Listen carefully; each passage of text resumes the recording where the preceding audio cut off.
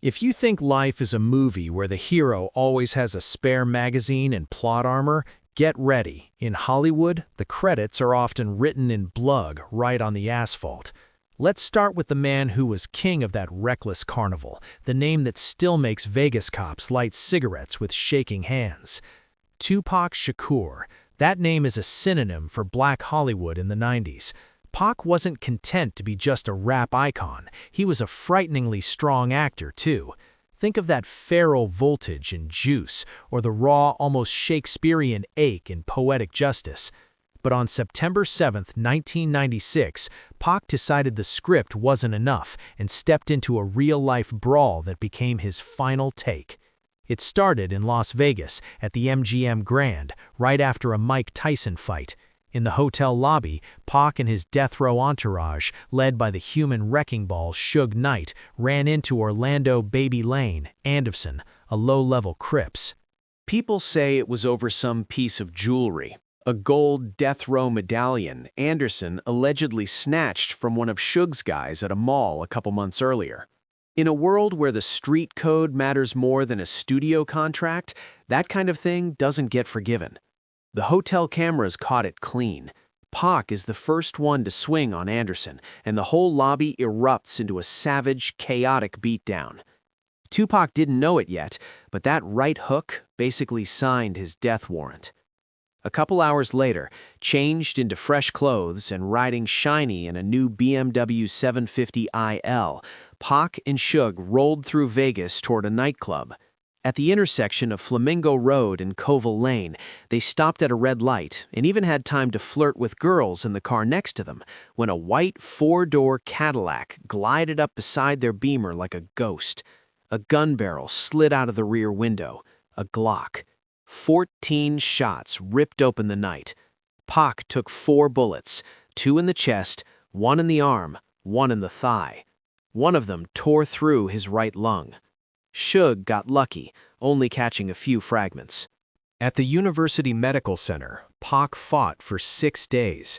They put him into a medically induced coma because he kept trying to rip himself out of the bed. His fiancée, Kadada Jones, played him Don McLean's Vincent, and Pac even showed signs of life. But on September 13th, it was over. Cardiac arrest and respiratory failure. Officially, he was cremated. Unofficially, the rumors that he's sipping cocktails in Cuba will never die. The truth is colder. His ashes are buried in the backyard of his mother's old house in Lumberton, North Carolina. For nearly 30 years, the case sat in the dark, dead and rotting. Witnesses like Yaki Gaddafi, people who swore they'd seen the shooter, kept ending up in the ground themselves. And only in 2023 did police finally clamp down on Dwayne Keefe D. Davis, the uncle of that same Orlando Anderson who got stomped in the MGM lobby. The old fool wanted attention so badly he practically convicted himself. In interviews and memoirs, he ran his mouth about being the fixer in that white Cadillac, the guy who handed the murder weapon to the shooter. Now he's waiting for trial, and Hollywood is still chewing on the same question. Who else had a hand in it? But if Pac played dangerous games with his eyes open, our next hero got destroyed by something even uglier, a lie so petty and vicious it sounds too stupid to be real, even in a town addicted to drama. Remember that pretty boy who was supposed to be the next Will Smith and instead died because of one dirty word from a kid? If you think the only things that can kill you in Hollywood are bad ratings or a forgotten line of coke stuck in your nose, look at what happened to Merlin Santana. The guy was the definition of the black TV golden boy of the 90s, and his life got cut off by something as stupid as a bargain bin sitcom plot. A lie from a teenage bitch who wanted to feel important. In Tinseltown, you can be on top of the world, but take one wrong turn in Crenshaw, and your next audition is with St. Peter. Merlin Santana wasn't some street gangster. He was a pro from the moment he could walk. His Dominican parents from Washington Heights pushed him into show business at 3 years old, just to keep him away from the grime and hunger of New York streets. And it worked. First, little Stanley on The Cosby Show, then Marcus on the Steve Harvey Show's TV ecosystem, and finally his real breakout, Romeo Santana on the Steve Harvey Show. Girls taped his posters above their beds. Steve Harvey and Wendy Raquel Robinson looked at him like the next Will Smith. But on November 9, 2002, Los Angeles reality punched straight through that glossy bubble in the cruelest way possible. The evening started harmless. Merlin and his friend, actor Brandon Adams, drove over to see people they knew in the Crenshaw area. No beef, no crime, just two successful guys in a car. But hanging around that neighborhood at the time was 15-year-old Monique King. This girl decided she wanted to play grown-up gangster, so she fed her boyfriend, 19-year-old Damian Andre Gates, a story that Santana had supposedly hit on her, made dirty comments, crossed lines. In a world where the neighborhood code and that toxic urge to protect your territory outrank human life, that was all Gates needed. A classic Hollywood tragedy of errors, a lie whispered in the dark, turning into blood under the streetlights. The shooting itself was pure nightmare. Merlin was about to leave, already sitting in the passenger seat. Gates didn't call him out for a talk, didn't step up for a fight. He walked up from behind and fired into the trunk of the car as it pulled away. One bullet, fueled by revenge for an insult that never even happened, tore through the trunk, ripped through the front seat headrest, and went straight into Merlin's head. Instant. Gone. He was 26. Gates and his buddy Brandon Bynes took off and vanished, leaving Hollywood in a kind of stunned silence. Nobody could believe Romeo, the pretty boy everyone thought was headed for superstardom, got taken out like that, like a rat in an alley. The investigation and trial turned into a circus. Monique King, whose words lit the match, tried to play the victim at first, but the LAPD dug in and found out fast. Her accusations were pure fiction. In court, officers testified clearly Santana was clean, and the girl had only wanted to stir up conflict. The sentence for the shooter was brutal. Damian Gates got 3 life terms plus another 70 years on top, just to make sure he'd never see daylight again, even if somebody invents immortality. Bynes, who was there with him, got 23 years for being an accomplice, and the main screenwriter, Monique, because she was only 15, she got off light by comparison. 10 years in juvenile custody for second-degree murder. Merlin's death left behind a little daughter, Melinda, and a crater in the hearts of the people who knew him. It was a cold lesson for every black star in the city. It doesn't matter how rich or famous you are. In Los Angeles, you're always one shot away from a lunatic or a liar with a mouth full of poison. Steve Harvey and the rest carried it for a long time, talking about Merlin as a kind, decent kid who simply ended up in the wrong place, in the wrong car, on the wrong night. But if Merlin's murder was the result of teenage stupidity and a random lie, our next man was a marked target, the kind professionals get paid to erase. We rewind to 6 months before Pac died, when gunshots in the heart of Los Angeles finally buried the so-called golden age of hip-hop for good. Brace yourself, because now we're breaking down the execution of a man whose name weighed as much as his influence, the King of New York, who came to California looking for peace and found nothing but lead. If you think Los Angeles took a knee and found God after Tupac got murdered, you have no idea how this cursed city works. Tinseltown doesn't forgive mistakes, and when the crown of the King of New York is on the table, the stakes shoot through the roof. Christopher Wallace, aka Biggie Smalls, came to California to prove he was above the childish coastal beef. Instead, he became the biggest trophy in the dirtiest game of the decade. It went down in March 1997. Biggie wasn't just a rap machine, he was a monument, a man with real visual gravity.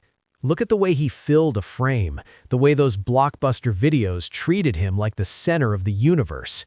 He came out for the Soul Train Music Awards, and the city felt like a live wire. Only 6 months had passed since Pac's death, and LA was vibrating with hatred you could slice with a knife. Biggie rolled into the Vibe magazine party at the Peterson Automotive Museum, loose and smiling, celebrating a success that was about to lock in forever with an album titled Life After Death. What a sick joke. Hollywood loves irony when it's got teeth. Around 12:30 a.m., the party got shut down because it was too packed. Biggie climbed into the front passenger seat of a green GMC Suburban. His 3-car convoy eased out of the lot. At the intersection of Wilshire Boulevard and Fairfax Avenue, the Suburban stopped at a red light. That's when a dark Chevrolet Impala SS slid up beside them like it belonged there. The window dropped. A gun came out of the dark. Later, witnesses described the shooter as a black man in a blue suit with a bow tie, a straight-up Hollywood hitman, dressed like he was headed to the Oscars. 4 9mm rounds hit Biggie. The first tore into his arm, the second drilled into his back, the third caught his thigh, but the fourth, the one perfect poisonous olive in the martini, ended everything. It entered through his right thigh and ripped a brutal line through his colon, his liver, his heart, his left lung, before lodging near his left shoulder. They rushed him to Cedars-Sinai, but the doctors could only look at each other. That trajectory didn't leave him a single chance. At 1:15 a.m., the heart of the East Coast's biggest talent stopped for good. And that's where the real Hollywood noir begins. The investigation turned into an endless series about corruption, the kind that never gets canceled. Detective Russell Poole, who actually wanted the truth, quickly realized the LAPD stank like a corpse in summer. His reports screamed the dirty cops might be involved, officers tied to death row records in the Rampart scandal, names that floated around like smoke, like Rafael Perez. Poole argued Suge Knight ordered Biggie as payback for Pac, and that friendly faces in law enforcement helped make it happen. So what did the chief, Bernard Parks, do?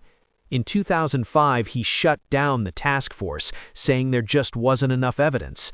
Wallace's family spent years suing the city, trying to drag the truth into daylight and get compensation for wrongful death.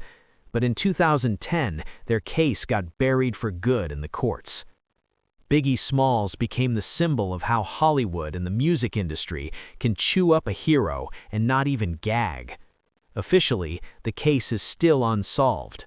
Unofficially, everyone in the business knows that night on Wilshire, the lead wasn't flying only from gang hands. It may have been moving under the cover of badges, too. The worst part is that after a death that loud, the street brutality didn't disappear. It just changed sets. But if you think bullets only come for young chart toppers with fresh swagger, you're wrong. Sometimes the lead finds the ones who spent years building a name in serious intellectual cinema, the ones who became the backbone of great directors. Our next man didn't wear gold chains or throw up signs. He was the soul of Spike Lee's films, and one night in Atlanta, he learned the hard way that even a Tony nomination won't stop a shot in the back. If you think age and living legend status give you any protection from a rain of lead, then you don't know a damn thing about Atlanta. Thomas Jefferson Byrd, T-Bird to the people who loved him, was the guy who could carry a Spike Lee film on his shoulders without breaking a sweat. He didn't just play street dogs, he built them, from the twitch in his fingers to that unhinged stare, like those scenes in Clockers people still rewatch on YouTube 100,000 times over. But in real life, Byrd was an activist, a dancer, the kind of man who made any room warmer the second he walked in, until one October night in 2020 turned his biography into an obituary. It happened in southwest Atlanta on Belvedere Avenue. Byrd was 70, and around 1 in the morning, he decided to walk to the nearest store. You know that standard Hollywood myth, if you're famous and people love you, you're safe. Yeah, no. When police responded at 1:45 a.m., they found Byrd face down on the ground, multiple bullet holes in his back. The old man was executed from behind, the most ratty, cowardly way you can take a life.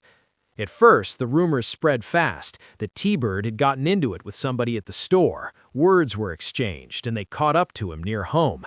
But cameras are the kind of bitch that never lies. Investigators pulled the footage from that store, and what did they see? Byrd at the register, joking, laughing with the clerk, relaxed, upbeat, a good man enjoying a normal moment. No tension, no dirty looks. He walked out and headed home believing the world wasn't so bad. But in the shadows, a dark gray 2010 Chevrolet Impala was already waiting. A couple weeks later, police picked up a man named Antonio Demetrius Rines, 30 years old, with a record longer than Byrd's filmography. Armed robberies, carjackings, the whole parade of ugliness. They arrested him on Camp Creek Parkway and hit him with a murder charge. Why did he take out a veteran actor? Who the hell knows? Around that time, Atlanta's police chief was whining in interviews that COVID had snapped people's brains loose and they'd forgotten how to solve problems with words, switching instead to the language of the trigger.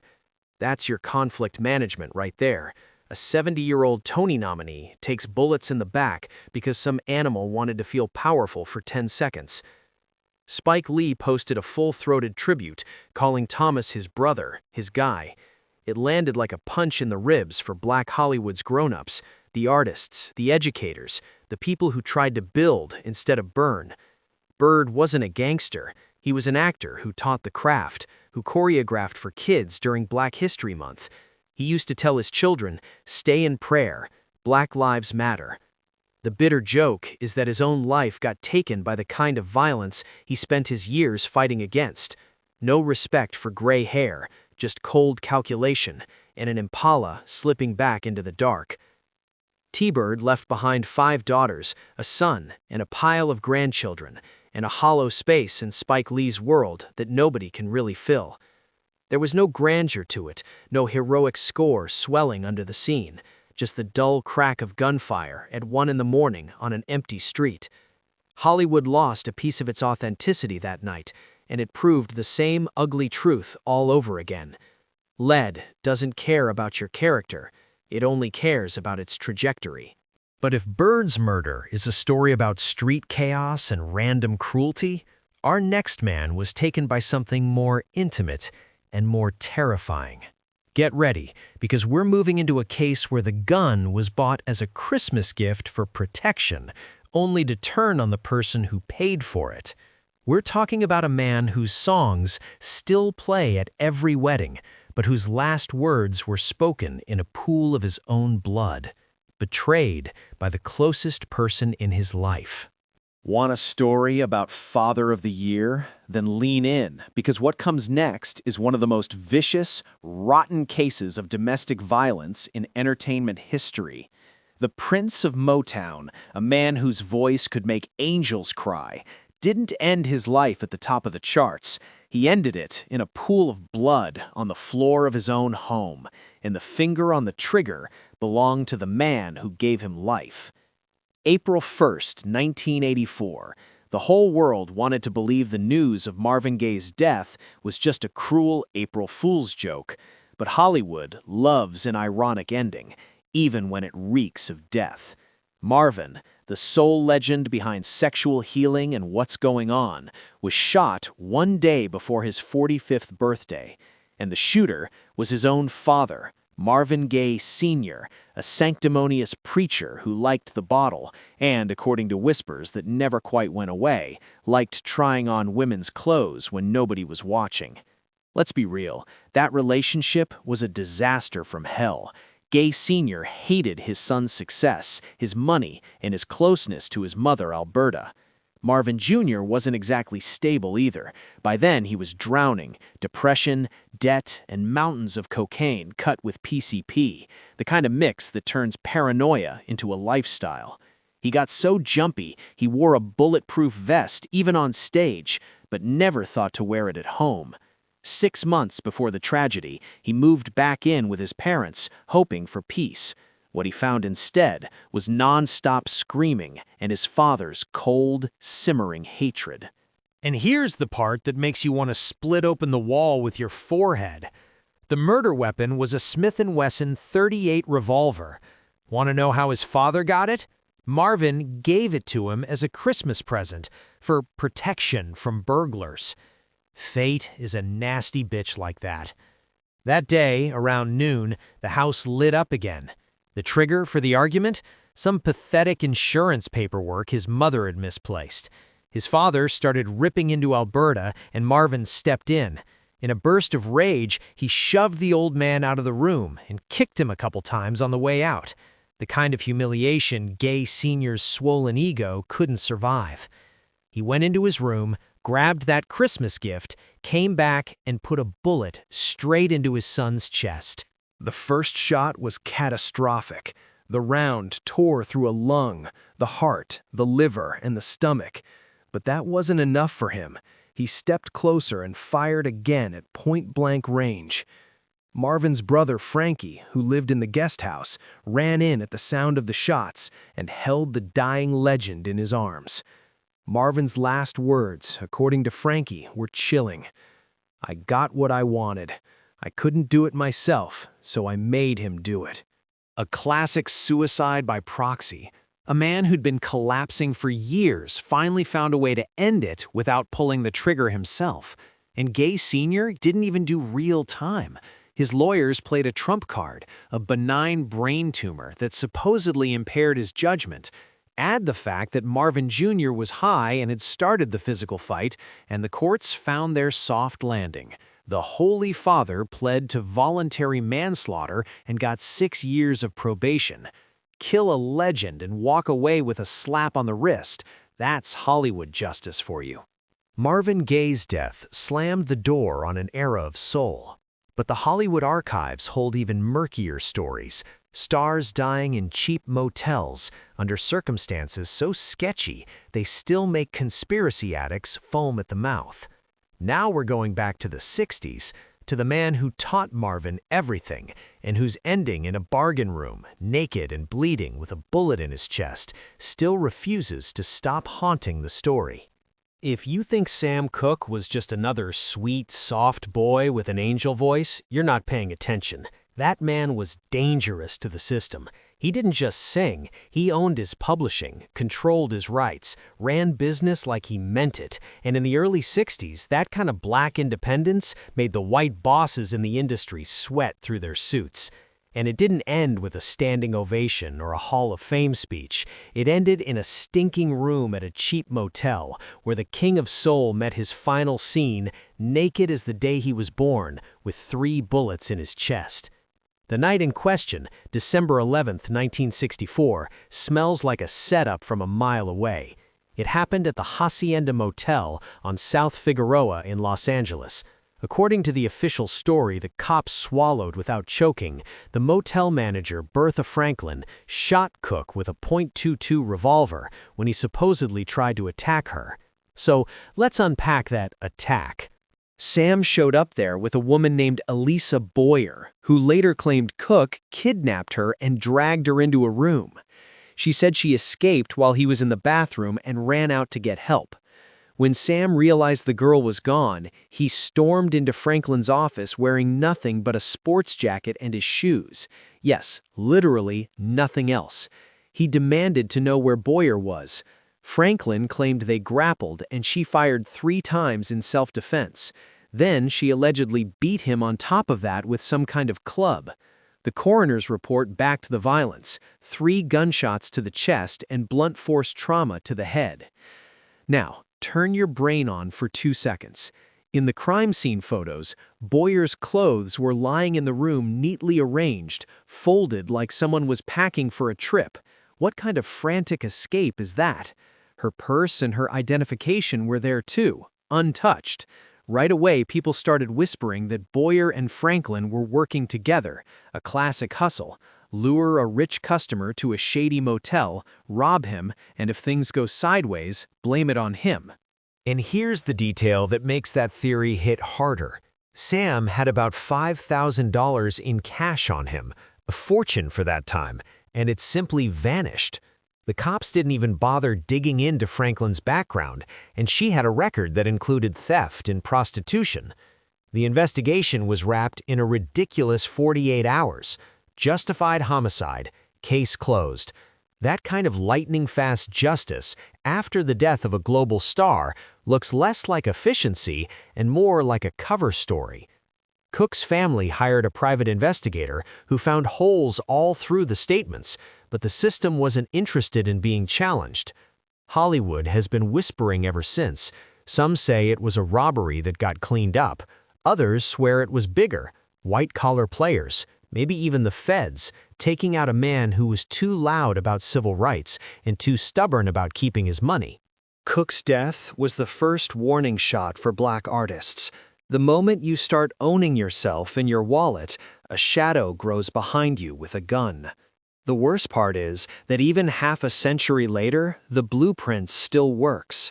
But if Sam Cooke may have been erased for financial independence and political fire in the segregation era, our next man tried something similar decades later in the modern hood.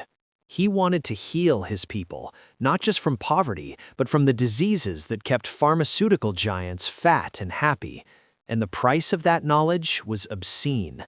A life for a documentary about a miracle cure? In Los Angeles, 2019, that turned out to be real. You thought the marathon was just a cool slogan on a t-shirt? In Los Angeles in 2019, it was a fat, glowing target on the back of a man who decided he could do more than act and rap. He thought he could help heal his people from the very illnesses corporations milk for billions. When Nipsey Hussle hit the asphalt outside his own store, the message was clear. In Hollywood, you can be a hero on screen, but on the streets of South Central, your life is worth exactly as much as a bullet from Eric Holder's gun. Nipsey wasn't just another guy from the hood with a couple hits. He was a force on camera, the kind of presence that in films and documentaries made him look like a new kind of black leader. And he wasn't just posing for the lens, he was building an empire. He opened the Vector 90 STEM Center, gave jobs to formerly incarcerated people through his Marathon clothing store, and tried to drag his neighborhood out of the endless grind of poverty. But on March 31, 2019, his marathon was stopped in the most brutal way possible. While the world was still in shock, internet forums and the tabloid sewer started stitching together a theory that sounded slicker than any thriller. Nipsey wasn't killed over street bullshit. He was taken out because he got too close to Big Pharma's secrets. Most of the noise circles around the documentary about Dr. Sebi. In interviews, Nipsey talked openly about making a film tied to a 1985 court case where Sebi supposedly proved he could treat HIV and AIDS with natural remedies. Conspiracy people swear the government and pharmaceutical giants couldn't let a star of that size amplify a cure that would threaten their profits. The whole black man takedown narrative, the elimination of a successful black man, got folded into the same paranoid playlist as Michael Jackson and Lisa Left Eye Lopes, convincing fans Nipsey was a victim of a global plot, not some random psycho. The official version is uglier in a simpler, more pathetic way. Nipsey was shot in broad daylight right outside Marathon Clothing in South Los Angeles. Multiple rounds hit him, and it was all caught on surveillance cameras. TMZ didn't waste a second. They leaked the footage online, cashing in on black tragedy for the entertainment of people who live for blood and headlines. Police named Eric Holder as the killer, and the story was that Nipsey and Holder had some personal conflict right before the shooting. While cops were hauling Holder in, the community was boiling over. How does a man who did that much for the neighborhood die at the hands of someone he was trying to protect? That's the punchline of this story. Nipsey became a martyr, and his death turned into an endless clickbait buffet for tabloids that still chew on his final minutes like dogs with a bone. His life was a long, stubborn attempt to dismantle the machinery of poverty, and the machine answered by dismantling him. Nipsey's death proved that even if you're building co-working spaces and teaching kids to code, you're still living inside America's kill zone, where street codes and corporate interests twist together into the same tightening noose.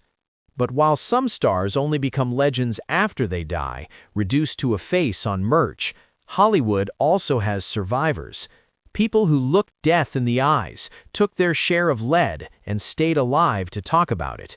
People who learned that a black belt in karate can be more useful than any security detail. Get ready. Next up is the case where an actor refused to hand over his wallet, turned a basic mugging into a full-blown action scene, and walked away with holes in his body, but his spirit still intact. When you're a Saturday Night Live legend, you get used to improvising, but nobody trains you for the kind of improv where you're bleeding out with a bullet in your chest while two animals decide you're easy prey. Garrett Morris proved to all of Hollywood that his karate black belt wasn't some cute line on a resume for action scenes. It was a real-life reason he didn't get sent to the other side ahead of schedule. Listen, Garrett wasn't just some guy from TV. He was one of the men who kicked a door open in comedy for black performers, part of the original SNL cast, and later he had people crying laughing on the Jamie Foxx show. But in 1994, in Los Angeles, his life script turned into a blood-soaked thriller. Two pieces of trash jumped him. Clearly, they'd skipped every lesson in pop culture history and had no clue who they were stepping to. They wanted his wallet. What they got was resistance, because the thing they didn't expect was that this 57-year-old comic was a trained martial artist with a first-degree black belt. Instead of trembling and handing over his hard-earned cash, Morris decided this was a perfect moment to show what he could do off-camera. He fought back, a fatal mistake, and at the same time, a heroic one. When the mugger realized Grandpa was about to wrap his intestines around his fist, he pulled the trigger. Twice. Lead punched into Garrett's chest and his arm. When the actor hit the pavement, the tabloids were already sharpening their pens to write a nice, fat obituary. The gossip crowd couldn't stop talking about how fast the press managed to splash his hospital photos everywhere. Morris fell into a deep coma, and doctors wouldn't promise a thing. And you know how it goes in Tinseltown. The second a star closes his eyes in a hospital bed, agents start quietly dividing up his roles like vultures at a buffet. But Garrett was tougher than anyone expected. His conditioning, and that stubborn will to live the society columns later gushed about, pulled off a miracle. While fans prayed and haters waited for an opening in prime time, Morris simply woke up. Not only did he survive, he was back on screens just a few months later, proving that a bullet in the chest is just an inconvenient pause in your career if you've got enough fight in you to tell death to get lost. His story became a rare example of a black actor writing his own survival ending, not depending on street rats or dumb luck. He proved the real heroes in Hollywood aren't the ones who play tough guys. They're the ones who get shot point blank, stand up anyway, and go right back to making people laugh on camera. But if Garrett Morris made death wait and walked away with a couple extra holes, our next man is a full-on magnet for lead. A guy who turned his body into a storage unit for metal, surviving so many hits it would have been enough for a whole squad.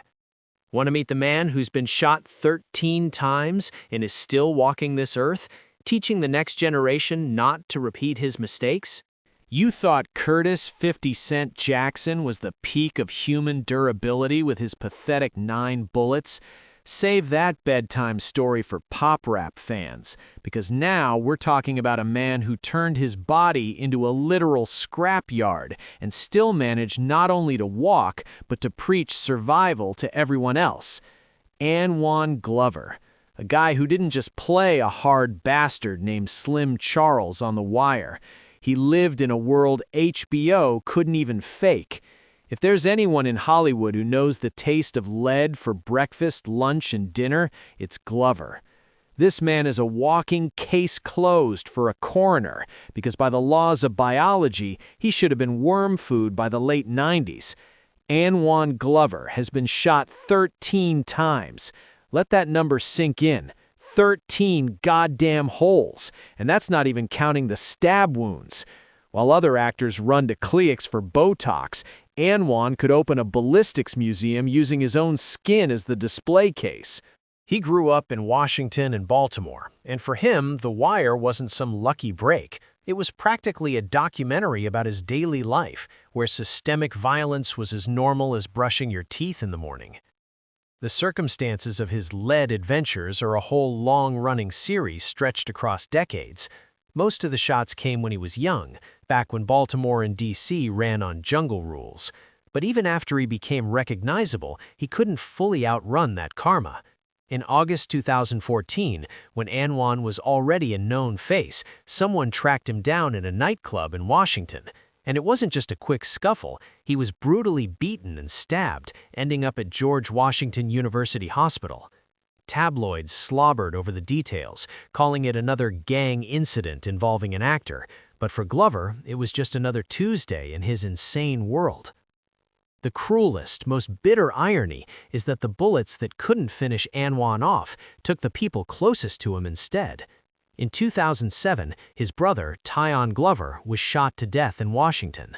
You'd think that would be the tragedy quota for one family, but in 2022, fate swung again, and no acting paycheck on earth can block that kind of hit.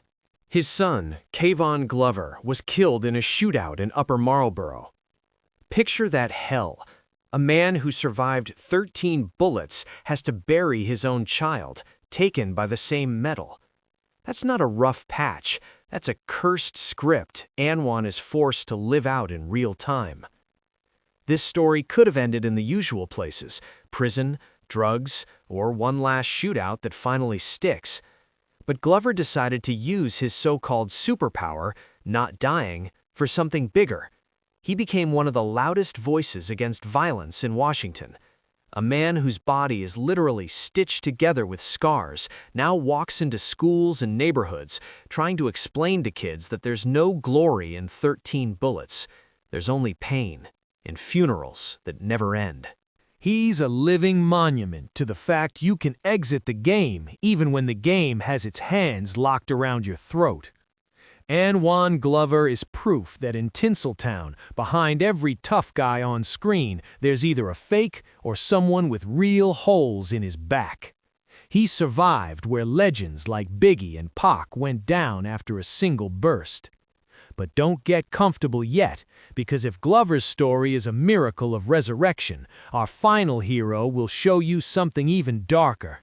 Sometimes your best friends can turn your head into a shooting range right in front of a 5-year-old child. We're ending this hit parade of gunfire with another Wire alumnus, a man whose visit to his mother turned into a bullet in the ear in a courtroom circus that would make any sane person's eye start twitching. We're closing our hit parade of lead auditions right where, for a lot of people, it all started. Lovely Baltimore. If you thought The Wire was just prestige TV with a tight script, Clanton is ready to prove otherwise, using his own skull as evidence. In this city, the set doesn't get dismantled after cut, and the scripts get written on the fly in 9mm. Clanton, who you remember as Savino, one of the guys around the Barksdale orbit, decided in April 2021 that he could be a normal man for one day and go visit his mother. Big mistake, Hollywood. Chris was standing outside on a Baltimore street with his 5-year-old son beside him, a perfect little family scene, the kind that's supposed to be safe. But in the shadows, that street truth was already waiting, and it doesn't give a damn about your acting credits or your TV legacy. The shooter wasn't some random stick-up kid, it was an old good friend. Feel that irony. A person you might have eaten lunch with, talked about life with, suddenly decides you didn't respect him enough. In that world, disrespect is a universal license to kill. The friend started with the cold shoulder, acting like Chris wasn't even there, and then he pulled out a gun and squeezed the trigger. The bullet grazed him, but it found the nastiest kind of precision, straight through the ear. Chris lived, but fragments of metal still rattle around in his head like dominoes, pieces the doctors couldn't safely dig out. The foulest part of the whole thing is how close that shot came to his little boy, just a couple feet away. That's the kind of real drama no one hands out Emmys for, but they'll happily award you PTSD for the rest of your life.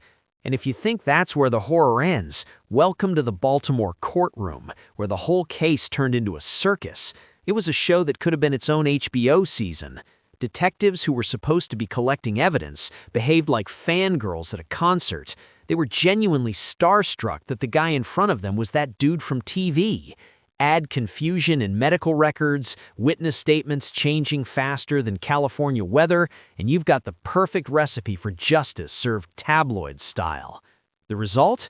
The shooter, the friend wounded in his feelings, got acquitted on the attempted murder charge. He was convicted only of first-degree assault. That's right, you shoot a man in the head in front of his child, and the system shrugs and calls it a fight that went too far. Chris Clanton walked away with a ruined ear in the bitter understanding that in his hometown, an actor's life isn't worth more than a pack of cigarettes. That's the full stop on our list, proof that Hollywood isn't a place on a map, it's a state of paranoia. You can escape the hood, buy your mother a house, become a name the whole world knows, and the street code will still find a way to remind you where you came from, even if it has to do it by putting a bullet through your ear over your child's shoulder.